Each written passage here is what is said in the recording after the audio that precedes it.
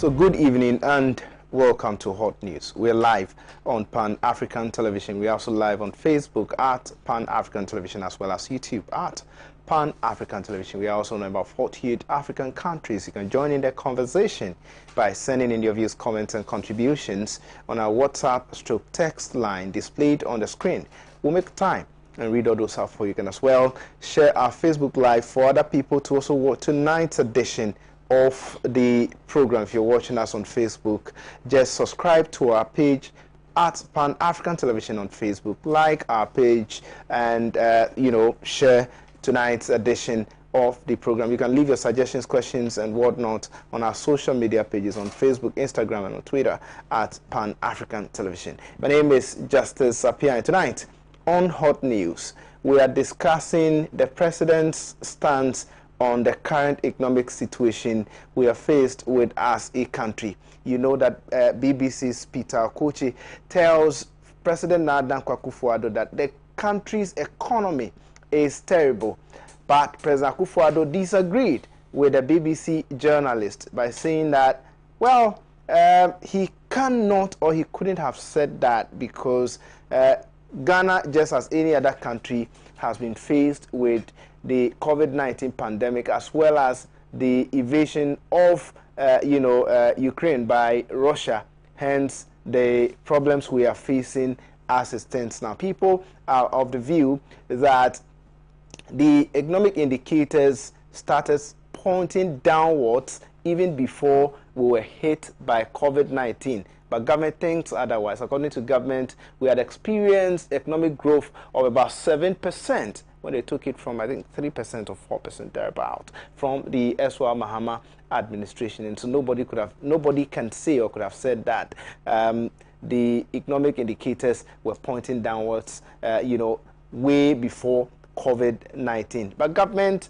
has been, ascribing, or, should I say, for lack of a better word, government, has been attributing the economic situation to the, Russia-Ukraine, conflict, as well as COVID-19. Are those entirely true? We'll delve into that. But let's listen to President Nana Akufo-Addo when he appeared on BBC. At the moment, it's doing... I mean, let's just be honest. It's doing terribly. Not terribly. Well, your inflation in your country, inflation in Ghana. I don't know the economy in the world that's doing well. Well, tell me in Ghana. where you are here. Inflation in Ghana. The highest inflation. Well, 15.7%. The Ghanaian cedi has fallen 20% on the dollar. The worst after Russia, which has a lot of sanctions against it. It's began to firm up. It has begun to firm up. We're seeing the cedi systematically appreciating against the dollar. People still can't employ, I was just reading today, people in the hospitality industry that you're pushing so hard, having to lay their staff off. We've got taxi driver unions threatening strikes because of spiraling fuel costs. I mean, it doesn't look like a place that I want to go and put my money. Where will you put your money in the world today? Where will you put your money? In Britain, which is suffering the worst standard of living statistics for over 30 years? Is it? Oh, I think let's situate ourselves correctly. The world is going through very difficult times. Ghana is no exception. Nigeria is no exception. There's no country in the world that is escaping the ravages of both COVID-19 and also the impact of the Ukraine. But what you need to look at are where are the elements being put on the ground that look beyond the COVID and beyond the Russian-Ukraine war. And I think you'll find that in Ghana, the recovery program that we have is one that is considered very credible, and it is what is going to give us the opportunity to come out of this period a stronger economy. And it is that future that we're looking at when we're attracting people. Let's talk about one of the structures that you say you've put in place. The e-levy, a lot of people are calling it a stealth tax on people who already are impoverished. It's a 1.5% tax on people who do business on their mobile phones. So if they use their mobile phones to send money or to... The digital economy, the mobile economy. Yes, but you're taxing people on money that has already been taxed. Is the biggest economy in the is emerging as the biggest economy in the country, and for a long period has not had any taxation at all. So it is important now that they also come into the net. Our country has one of the lowest tax to GDP ratios of any country in West Africa and of an equivalent economy. The ECOWAS area, the general average today, tax to GDP average is about 18%. Ghana, we're at 13%. So it's as if you're talking about a country which is already overtaxed, if anything at all, is undertaxed. Okay, let me take you up on that point. You know, on your low tax ratio to GDP. I'm just going to quote. Read this quote to you. It's from John Kwache, who I'm sure you might know is the Director of Research at the Accra-based Institute for Economic Affairs. He says there are several loopholes in our tax system that, if they are plugged, will be able to raise our tax to GDP ratio to something like 20% from the 12% that you're talking about. Are you speaking to experts like him? First of all, there's a recognition that he says that there's no need for the e-levy. Well, that's his point of view. He's an expert. But he's an expert. There are experts in government as well, and we think it's necessary, and that's the reason why we... You think it's necessary to tax people who are already impoverished? They're not already impoverished. We're talking about people. We're talking about taxing an industry and transactions where a lot of value is being created, and we want to also bring that value into government coffers. I think that is something that is very, there's nothing so, and the levy is not Ghana, it's the only country that has something like a mobile, a digital tax. Many countries, they will not like it. Because they're already taxing people who do business online, and then you are taxing as well. People never like taxes. I don't know any group of people, especially businesses, when taxes are brought to them that like it. When you hear all these stories, Mr. President, I mean, Ghana was one of the rising stars of, you know, the economic recovery of Africa, so to speak. You know, but when you hear about all these issues with the economy now, what exactly went wrong? Nothing has gone wrong. We're part of those who have been very badly affected by what has gone on in the last 2 years. Until 2020, since I came into office, 2017, 2018, 2019, the beginning of 2020, we were growing our economy at about 7%, the GDP growth rate. One of the fastest growing economies in the world was the Ghanaian economy, even in the crunch year of 2020.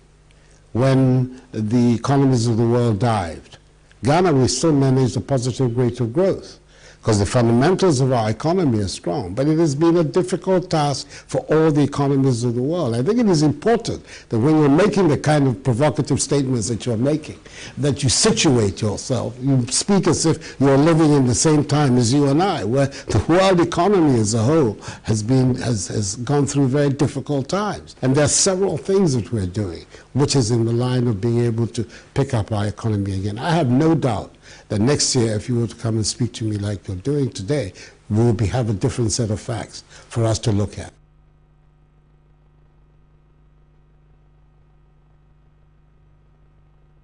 President Nana Addo Dankwa Akufo-Addo right here in an engagement with a BBC journalist in person of Peter Okuche, who told President Nana Dankwa Akufo-Addo point blank that Ghana's economy is terrible. However, the president later agreed with the stance or the position of the journalist. According to President Dankwa Akufo-Addo, we have all, suffered the ravages of COVID-19, of which Ghana is of no exception, Nigeria is of no exception, and other states, other neighboring countries, of course, other countries and all of that. He also alluded, the situation you know, to the Ukraine-Russia conflicts and all of that.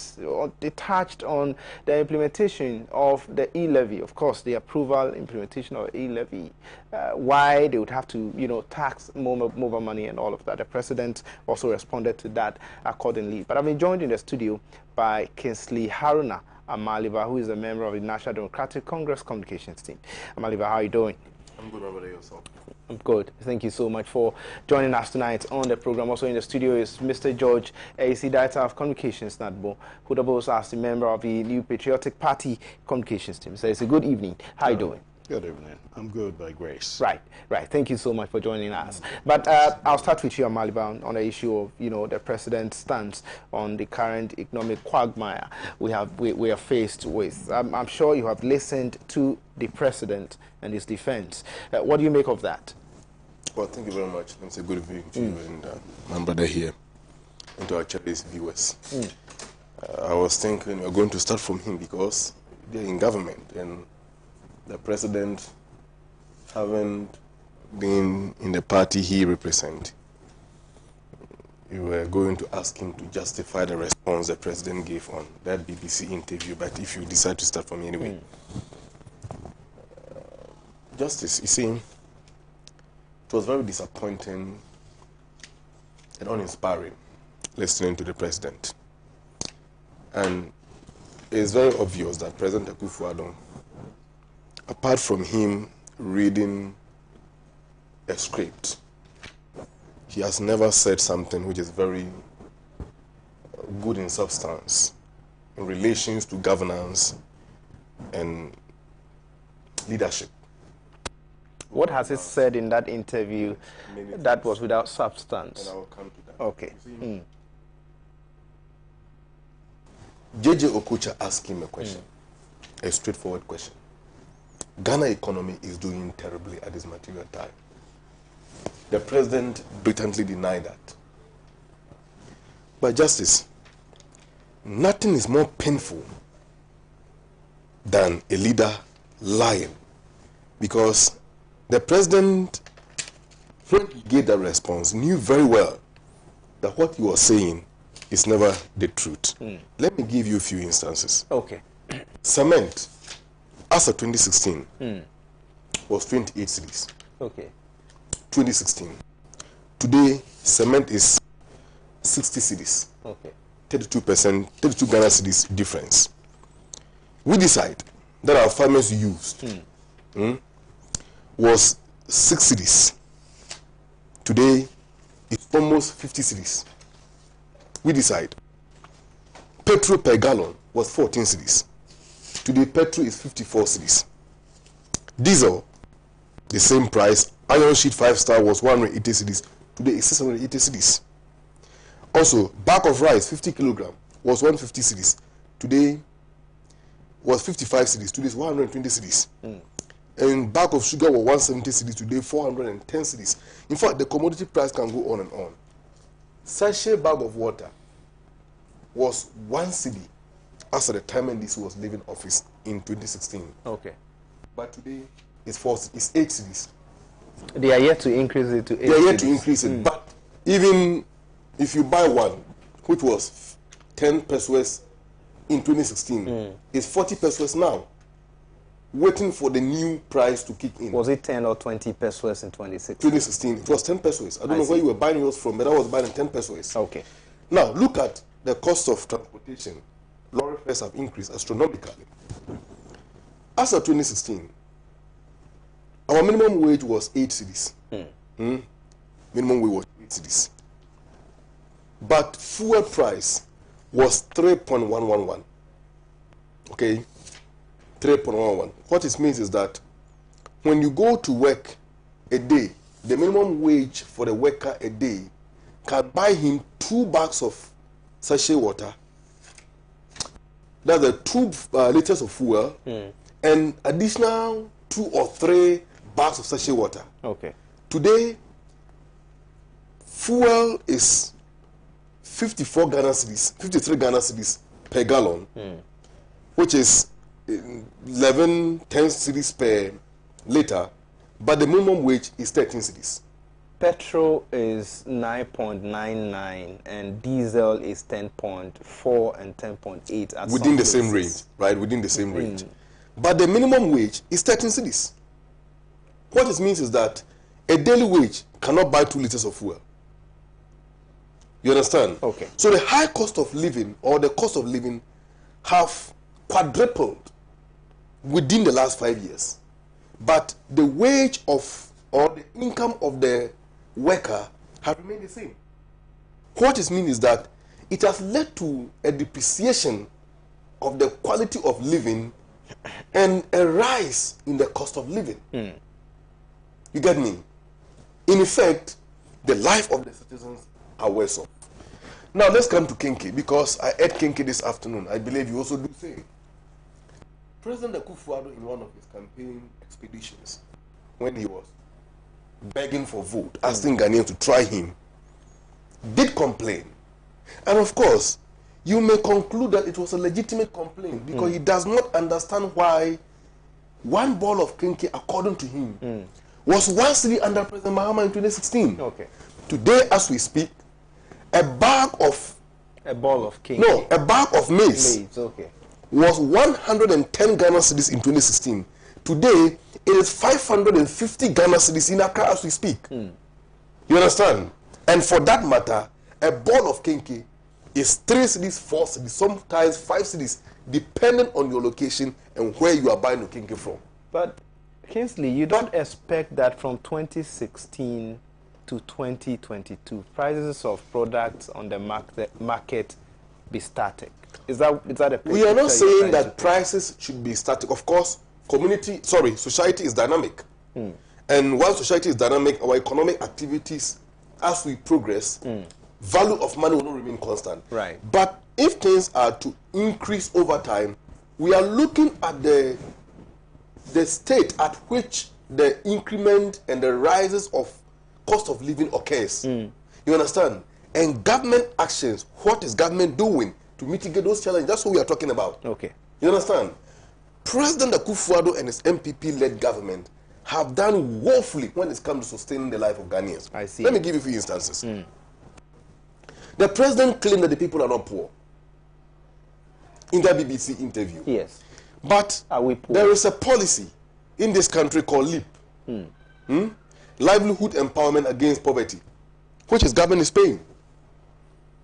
The whole of this symbolically implemented free SHS, which is now focusing on numbers but not quality, which experts have complained severally, and of course those legitimate issues that they have raised have fallen on deaf ears over the last 4 or 5 years now, concerning a review and indeed a policy document that will guide this free SHS. What has been government response? Now, parents are poor. They cannot pay their school. They cannot pay for their war school fees. Therefore, let's give them free. So, by virtue of your own actions and your policy initiations, you have admitted that the people are poor. They cannot pay their school fees. And the poor people, what do you do to them? Of course, Socrates and Plato will hold this view that the actions of government must gear toward the welfare of the community. So if you have government which is preaching virtue and practices vices, then it raises moral issues about the leadership, let me say, wisdom of that government. You understand? Here is the case that you admit the people are poor, but you are burdening them. But you see, what makes this government to look like a scam on the people is that before President Akufo-Addo came to power, he was against taxes. Was he against? Yes, he was against taxes. What did he do to suggest that? These are some of the few things. There is so much information on my phone that I will not be able to retrieve the tweet for you, but as time progresses, I may be able to do that. Okay. President Akufo-Addo once tweeted and said that, look, for high taxes, okay, if you want to avoid high taxes, vote for President Akufo-Addo. Hashtag vote for change. Bawumia on Joy News. In fact, you remember on January 7, 2017, on his inaugural address at the Black Star Square, what did he say? What did he tell the people? That we are going to reduce taxes. Okay? We'll reduce taxes and remove taxes in order to reinvigorate our economy again. And indeed, after the budget statement of 2015 was presented to Parliament, Dr. Alhaji Muhammadu Bawumia, the then vice presidential candidate of the New Patriotic Party, went to Joy News, Evans Mensah's show. In the course of the interview, what did he say about President Mahama government at the time? Now look, when government becomes so desperate, when you mismanage the economy into a dead hole, everything becomes taxable to you because you become so desperate and you are looking for money. And whatever you can lay your hands on, you need to tax it.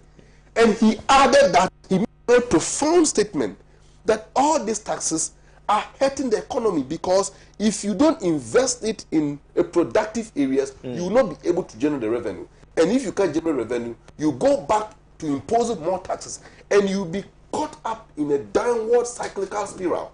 These were the words of Dr. Muhammadu Bawumia. Juxtaposing that against their own action over the last 5 years. What have we seen? Abysmal performance. But you see, this government have received more revenues than any other government in our nation's history. How much did they receive? In that BBC interview, the president claimed that, look, when they came to power, the economy was doing well.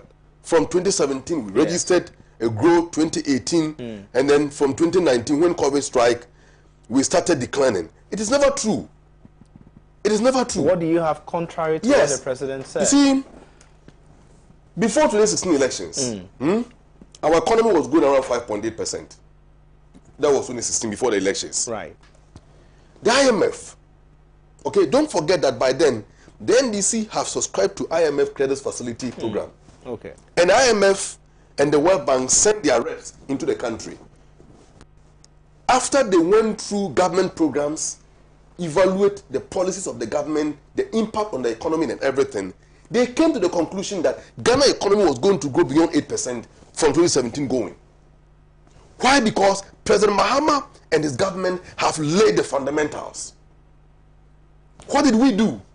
One, we ended Dumsor by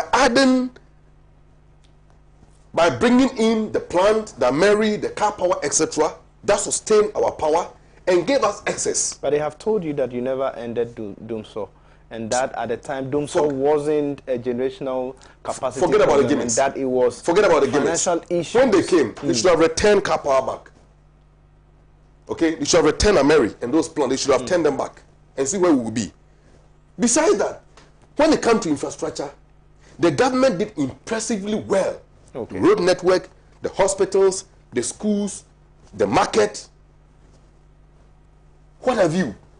All these things were going to help, expand our economic activities and reflect on the growth. In addition to that, President Mahama government created buffers. We created Ghana Ghana Road Infrastructure Development Fund, which we left over $250 million in that fund. We created Exim Bank, that was there, which was an initiation by the former President Mahama's government. Besides that, we created ESLA. The ESLA was going to give government over 4 billion Ghana cedis per annum, which they call an insult tax, but when they came, they still maintain it. Don't also forget about the sinking fund, which we created. Over 300 million Ghana cedis was left there because President Kufuor's Eurobond, which he subscribed in 2009, was going to mature in 2017. So we created those buffers so that when the maturity time is due, we can just go to that fund, take the money, and go and pay without putting pressure on the consolidated fund. You understand? So all these things were measures that we put in place to ensure that the economy get it right footing. And indeed, by the time NDC was leaving office, we did 0% funding from the central bank on government program and the government budget in 2016. I see. When they came to power, look, within the last 3 years or within the last 5 years, what have they gotten? The almost $300 million that we left in the stabilization fund. When the COVID came, they went to the fund and took $250 million. In addition to that, the World Bank gave them $437 million. Added up, almost $700 million, right? Now, they also went to, how do you call it, the IMF and took 2 billion. And they went to the central bank.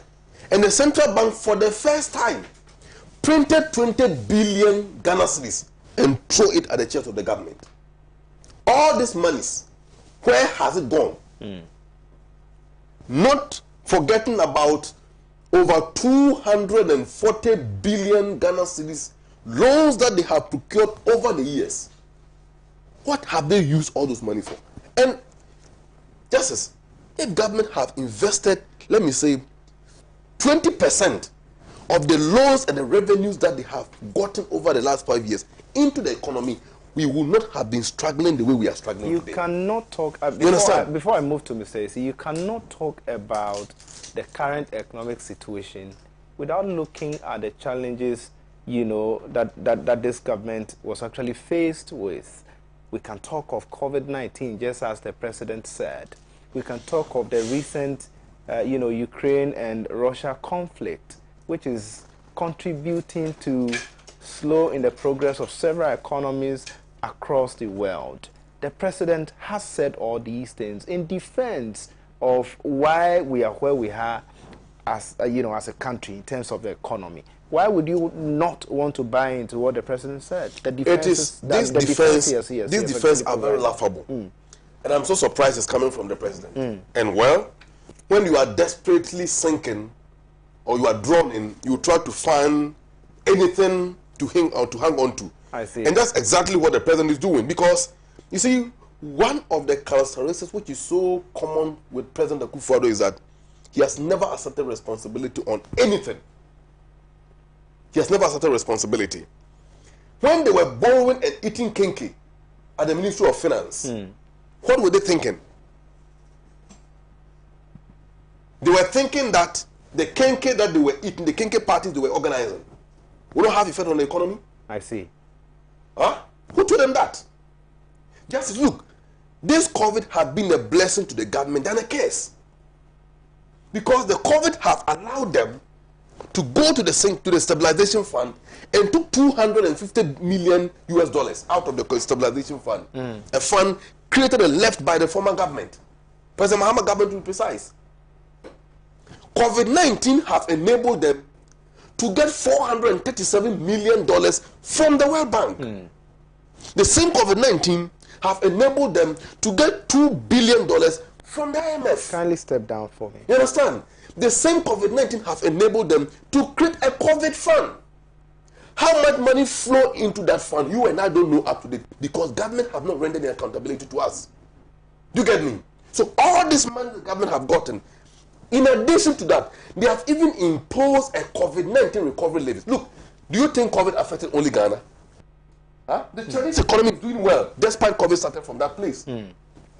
Look at Europe. You talk about Ukrainian war, because if the European economy is facing some challenges, they will face because they are deriving some kind of support from the Russian economy, because Russia supplies gas to Europe. So if there is a fluctuation of the Russian gas supply chain, definitely it will affect their economies. We have nothing to do with that. Okay? And then the Ukrainian-Russian war is not an automatic bullet trigger. But the moment they shoot it, you have the effect here. No, because what we are experiencing now is a spillover. It is a subterfuge resulting from the mismanagement and incompetence and lack of leadership from the past 5 years or 4 years now under President Akufo-Addo first time. Because what President Mahama did in 2016 before leaving office, that was the effect of the growth we got. Because we built 2 more additional oil wells, 3 more FPSOs, and left it to them because oil inflows were going to increase, and all the buffers we built, which I have mentioned so far, all these things were measures of fundamentals we built to make sure our economy thrived. So you came in, you did nothing, you mismanaged the economy, and here we are because from 2007 to 2018, our debt to GDP keeps rising because of what? Reckless borrowing. And it continues to move till now that we have reached to 85% debt to GDP. No wonder the World Bank has warned that government should be truthful with the people. And all the rating agencies, Moody's, Fitch, etc., have rated us down. So Justice, government must bite the bullet, accept responsibility, and tell us what they are doing practical to mitigate the challenges, not imposing more hardship like the e-levy. Viewers, you are still watching Hot News right here on Pan-African Television with me, Justice Appiah. If you're watching us on Facebook, please share the Facebook Live for other people to also watch tonight's edition of the program. If you're watching us on Facebook, please share the Facebook Live for other people to also watch tonight's edition of the program. Now, let me go to Mr. Isi and then find out the justifications for the president's defense. He mounted a spirited defense when the journalist asked him about the Ghana's economy and said it, pointed to the president that the economy is terrible. The president says otherwise. He says no, the economy is not terrible. But he has, alluded to the fact that there are some issues, challenges that confronted the economy, and as a result, the problems we are facing. Are those excuses enough excuses for the economic situation we are in currently? Justice, thank you. Let me say good evening to you. Good evening to my colleague, Mahama. Good evening to our viewers. Right. You see, when the NDC speak the way my brother spoke, sometimes I cringe. Okay. Reuters, Ghana's Mahama vows high growth, low inflation if elected. 18th October 2012. I was going to cite this. He said it and repeated it in 2013 and 2014. Okay. He said just small thing. Ghana's President John Dramani Mahama said he would aim to oversee annual economic growth of at least 8% while keeping inflation down. This is 2012 when we're going to election. 2013, he said the same thing. 2012, 2013, the growth was 7.3. 2013, he said he was going to hit 8 again. The growth came down to 2.81%. 2014, he did that. That the next year, growth will hit 8%. I'm bringing this because of what my brother said. That 2016, 2017, they had predicted it was going to grow that way.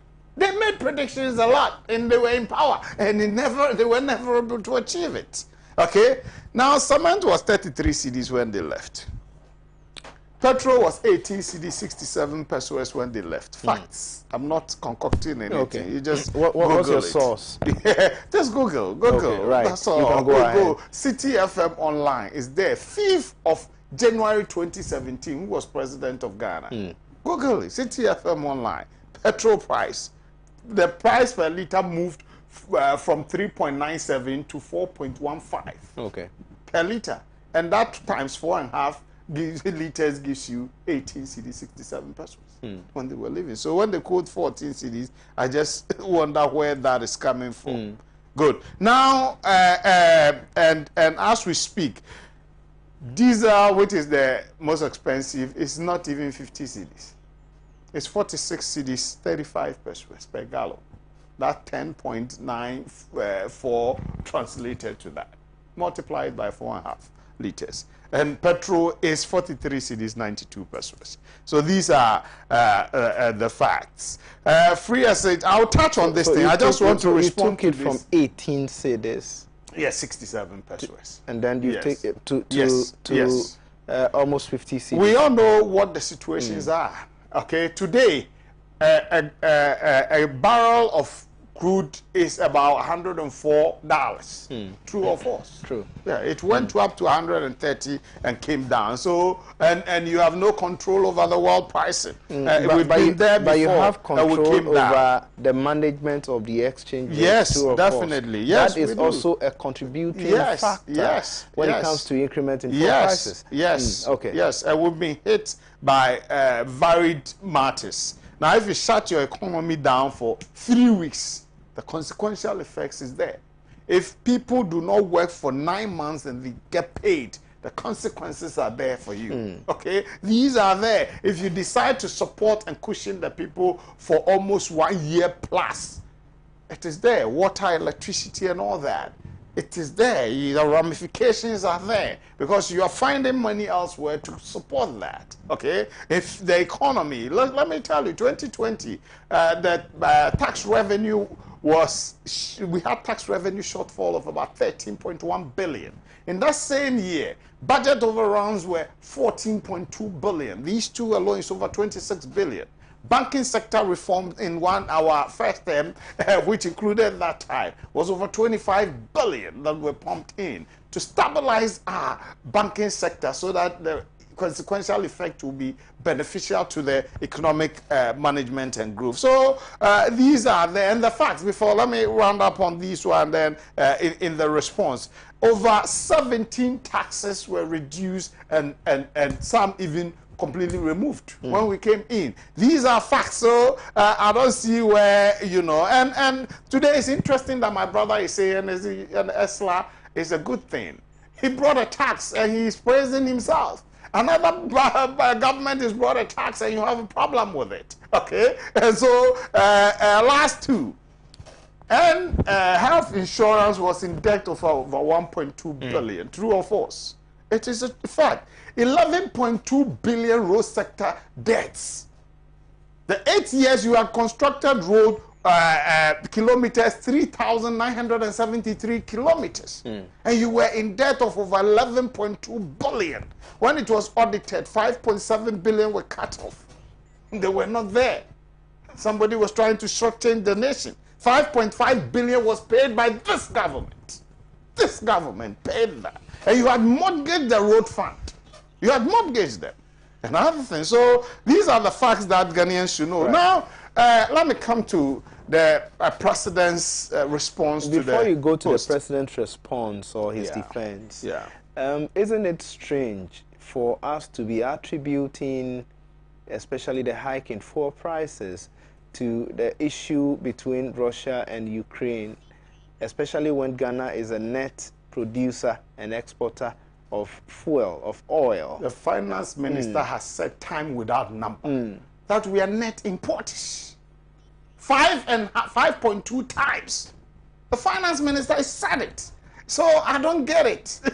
That would say we are net exporters of this thing. And the truth is that... On what basis did the finance minister... Well, he said when he had his encounter with us, on 2-3 occasions, journalists asked him questions. He said it clear. You can play that video and you listen to him. I listened to him many times because the finance minister must have basis upon which that statement was made. Because all of us, what we know is that Ghana is a net exporter of crude. So let's get the figures well, because he has said we are net importers. So let's get that. Okay. And he said it many times. You can play the video and then we get it. So these are the facts of the matter. We have also, I have said it, that we have grown this economy on the average of 7%, as the president said, okay, from 2017, 2018, and 2019. So I disagree with those who said the economy was nosediving by 2019. I disagree.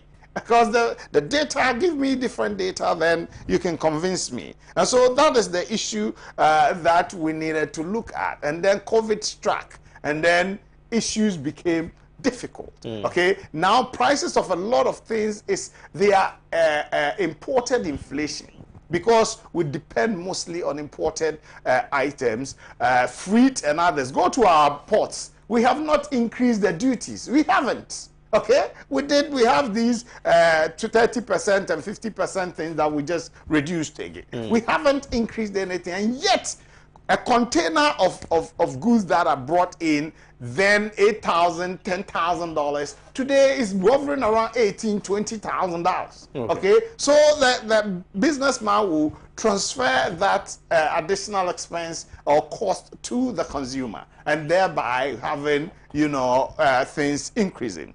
So that is what the president said. Now, the president, when they said poverty, he didn't say there's no poverty in Ghana. You know, the man was emphasizing that you are taxing the poor and cold. He said, oh no, it's about the digital transactions that are going and the volume of transactions that is there. So it's a kind of tax they are bringing in to get everybody roped into the tax net. That was what the president was pushing across. And these are factual. We need to expand. We've made the argument time with that number that we should expand our tax, broaden the tax base, broaden the tax base. We are doing that. A lot of businesses are going on the digital platform. And the government says, look, if in a year, $99 billion of transactions go on the digital platform, what prevents the government from looking at that place to say, look, what's going on? Let's see what we can have, because tax is meant to build the economy. And that's exactly what we are doing. Because see, once again, if we are espousing an argument, just as the president said on that interview, or in that interview, that, well, if you are talking about the Ghana's economy, then you should also take into consideration that COVID-19 has ravaged several economies, of which Ghana is of no exception, and that of other neighboring countries and all of that. But we all know that the country received a lot in terms of COVID-19. People are asking that what did government use what it received during COVID for? Let me even go by what my brother, the figures he quoted. 2 billion from the, I think, IMF, and then 430 million from the World Bank dollars. And when you convert that, the at that time exchange rate of 5.5, we are looking at 13.3 billion. Okay, that's what we are looking at. And we had 13.1 billion Ghana cedi revenue shortfall that year. 14.2 billion budget overrun.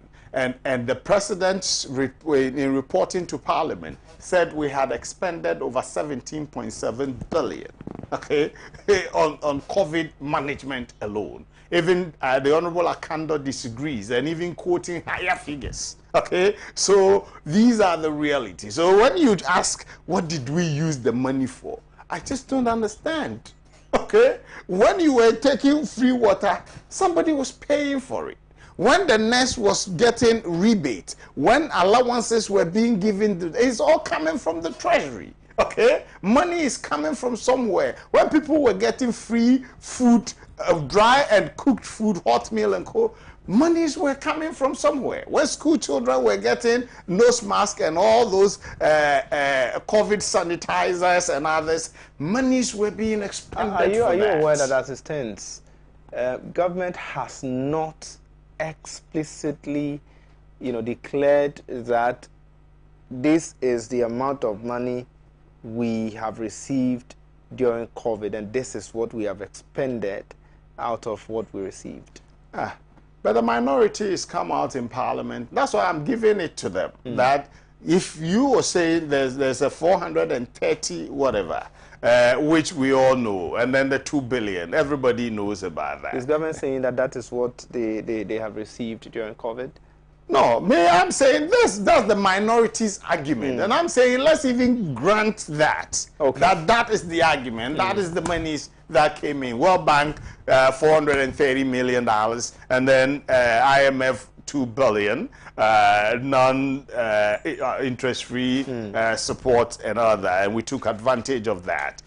So let's grant that. The exchange rate at that time was 13.3 billion. That's what we are talking about. Are we saying that the management and all the devastations and co is less than 13 billion? So you tell me somebody profited? I don't get it. And then the COVID Trust Fund, what was it meant for? And there's a trustee, a board that was to manage it, headed by the former Chief Justice, right? And so that one, you can easily call for those accountabilities. I have said that I don't have a problem with the COVID accountability. When the minority were calling for a bipartisan committee, Jose Owusu told them, why? The Public Accounts Committee is chaired by the minority. So you have the power to call these people to come and account when the audit report is in. Right. So why do you set up a parallel body? So what the president said, Justice, I was happy. He was so robust and frank and straight to the point. But That, the president yes, the whole world seek to paint a picture as though the economy is not suffering, that the economy of the country is not terrible. Yes. If you look at the indicators, inflation is on the high. We are talking about the exchange rate, which is also on the high. We are talking about fuel prices. I mean, everything. People are complaining all of that. Speculations. The exchange rate went up to 8.2. Okay. Today it's down to about 7.5. True or false? So high. You get, yes. Isn't it you so get, high? but because government is put in certain measures, okay, and you know the issue of trying to raise 2 billion to cushion and then strengthen the CD and others. Right. Also stopped the speculative market from having effect on that, and people are beginning to have confidence in the Ghanaian economy because we are taking steps, cost cutting and all that. Because if you don't do that, the speculation and others, and you remember the rating agencies also coming, all those things have negative effect on that. And the guy, Peter Okocha, was right. He's saying, when he gave all those indicators, he said, it doesn't look like a place where I should put my money. Yeah. And the president asked him, where will you put your money? You get it. And the president said something. It's about steps we are taking and the hope we inspire going into the future. In spite of the difficulty, it doesn't mean it's going to be there forever. Where we are today, yes, is it not something that one could describe as self-inflicted? Self-inflicted in the sense that you've had access to all the monies. I mean, the borrowings. You borrowed over 240, some are saying 240, 250 billion. Other people are saying that even in COVID in 2020, you had met your revenue target. In this country. I'm telling you, revenue shortfall of 13.1 billion. You said we had met it. We never met it. So 2021 that we met and exceeded marginally. Very well, but even in 2021, admitted that even in 2020 you had met your revenue target and even exceeded. The growth was 4.4%. Exactly, and all of that. What justification do you have by attributing the situation we have found ourselves to COVID and Russia? We dug a big hole. So gradually, what was this over 9.7 deficit, right? And we had the Financial Management Act saying we capped it at 5%. We're not going to go above that, right? And yet we hit over 9.7%. And this year our target is to bring it down to about 7.4%, hence all the cost-cutting measures and co. And so the president was apt on that. He said something which was also revealing. Very well. He tax to GDP ratio, the sub-region average. When Okocha was saying that, it's like we are overtaxing the poor and others, okay? The president didn't even touch on the fact that there's a threshold to cushion the poor in this mobile money transaction. Then the president said that West African average is about 18% tax to debt. So what it means is that more people in the sub-region are being taxed more than the Ghanaian person, okay? And so ours is 13, tax to GDP is 13%. That's what he's saying. And so it tells you we are even lower. Okay, our tax regime is more manageable than the sub-regional figures and co. And again, you see, CD indexed against dollars and co. When you quote the French countries that their currency, yes, their currencies are indexed to the French franc. True or false? Okay, and so there's a buffer for them. Okay, that big brother, big economy, resilient economy is there cushioning them.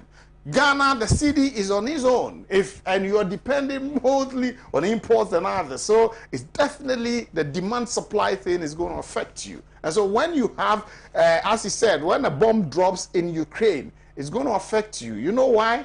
He said you are importing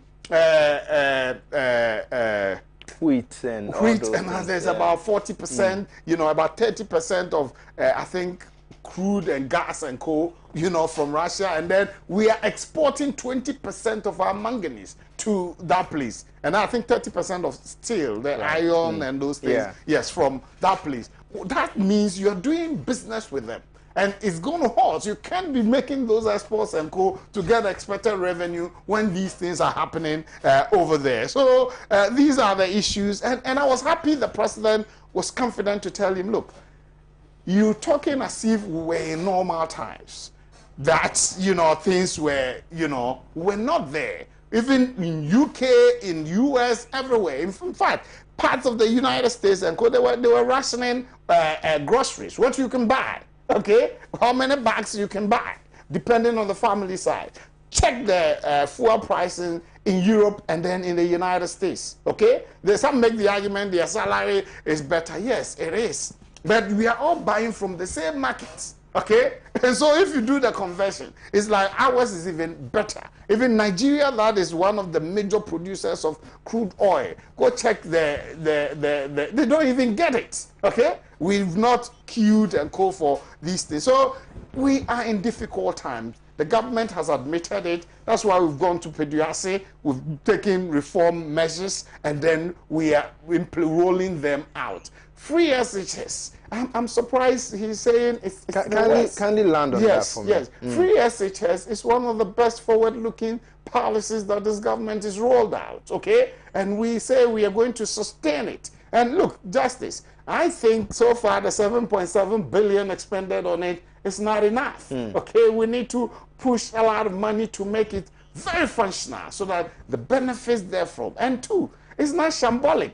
It's produced, the 2 batches have produced one of the excellent results, okay, from WAEC, okay? The 2 batches so far, their results have been very excellent, okay? So that is what you need to look at, stakeholder engagement and co. No, we say that's our policy. We have the free SHS. It's brought in over 400,000 Ghanaian children into our schools, secondary school system. Otherwise, these people would have been languishing on the streets of Ghana. Okay? So go check. It's helped a lot. The number of people who are being house helps in people's homes is reduced drastically as a result of these policies. So, Justice, I think the president, I will entreat all of us communicators, in spite of the fact that we are in low times, we should have the confidence and believe in the leadership that we have, and then go communicate to the Ghanaian that things will get better. We will turn around this economy. We've done it before in 2001. Right. We've done it in 2017. We are going to do it again now, as the finance minister Let's see how that happens. So I can give you some few minutes to by the president. Can you give me some few minutes to wrap up properly? Oh, it's almost time. Yes. Amaliba, let me give you 5 minutes to respond to Mr. Isi. Very well, very well. You see, Justice, my brother you see here is clearly and undoubtedly demonstrating to our viewers that MPP are good campaigners, but they are bad leaders and bad rulers. I see. How is that? You see, he has forgotten that we didn't lock this whole country for 3 weeks. He has forgotten that. Kumasi, Kasua, and part of Accra. That was a partial lockdown. You get me? Even that lockdown, money was made available for that. The stabilization fund, the 250 million you went to parliament and took, what did you use that money for? You haven't accounted for it. Look, don't sit here and insult the intelligence of the people. Honorable Kojo Nkrumah, when 2021 budget was read on behalf of the Minister for Finance because he was on sick leave by Honorable Cheme Sabunsu, he said we are introducing COVID levy, COVID recovery levy. Is that correct? Yeah. Where is those monies going to? Not the government of Ghana's chest. In addition to that, they introduced new taxes, including Bola tax, sanitation levy. Where are those monies going to? In justifying the introduction of those taxes, Honorable Kojo Nkrumah eloquently pushed out the argument that look, the water they provide, they created a hole, and Ghanaians asked you a question which you conveniently and cleverly avoided to answer. You were asked, were those things being done to lure the people because election is pending, or you were doing them genuinely? You didn't answer that question. And after you claimed you won the elections, you went behind the back door and introduced taxes, claiming that You created a deficit of 19 billion in the public purse. Therefore, you need those taxes to cover. So what moral right? That's not factual. That was factual. I know you are a Google student. Google and see it. Horam Kojo Ponkruma said this on Joy News. And today you come and sit here, please.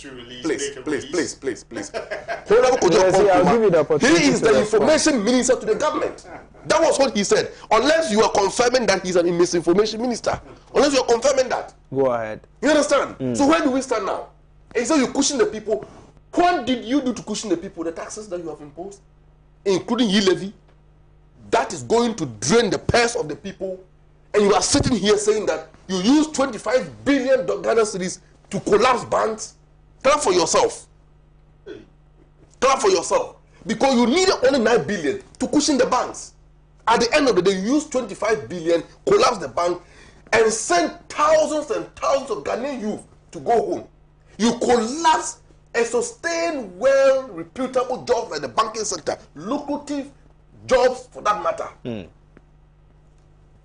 That's why we're here.